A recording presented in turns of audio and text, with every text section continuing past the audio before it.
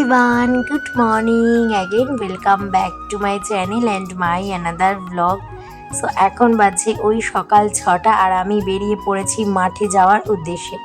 এদিকে দেখো সাইকেলে একদম ম্যাটটাকে নিয়ে চলে যাচ্ছি মাঠে। বেশ কয়েকটা দিন মাঠে যাওয়া হয়নি, আজকে থেকে আবার শুরু করলাম। আর এদিকে দেখো মাঠে এসে আমি একটুখানি ভিডিও ক্লিপ নিচ্ছি, কারণ আমার এই বোন দুটোকে দেখানোর জন্য। ওরা না আমাকে ভীষণ সাপোর্ট করে, আমি যেটা না পারি ওরা সেটা আমাকে শিখিয়ে দেয়। মানে ছোটদের থেকে অনেক কিছু শেখা যায়, সেটা আমি ফিল করি। এদিকে বাড়ি চলে এসেছি, এসে রেডি হয়ে একদম হন্তদন্ত হয়ে পড়াতে চলে যাচ্ছি। এই যে এটাকে তো পড়াতে যেতেই হবে, এই দুষ্টুটা যা দুষ্টুমি করে এখন।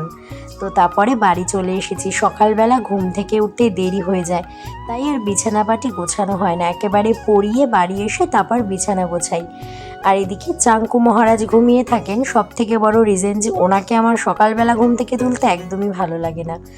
আজ রান্না করতে তেমন একটা ইচ্ছা করছিল না। কালকে যেহেতু বিরিয়ানি খেয়েছি, তাই বাবা আজকে একটু লাইট কিছুই রান্না করতে বলল।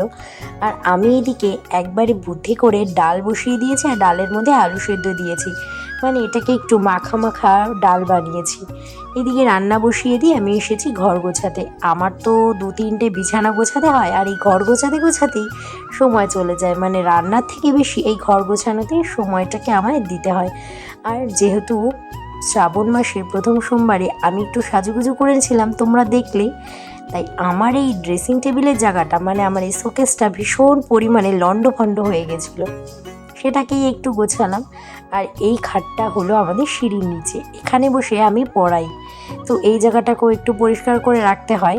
আর এই জায়গাটা কিন্তু আমার ভীষণ ভালো একটা কোজি ফিল দেয়, এখানেই আমি পড়াতে বসাই।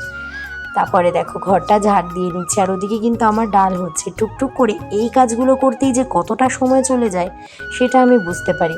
তো তোমাদের সাথে কথা বলতে বলতে আমার ঘর গোছানো আর রান্না করা দুটোই কমপ্লিট। তো আজকের ব্লগটা এতটুকুনি, দেখা হচ্ছে নেক্সট ব্লগে, টাটা।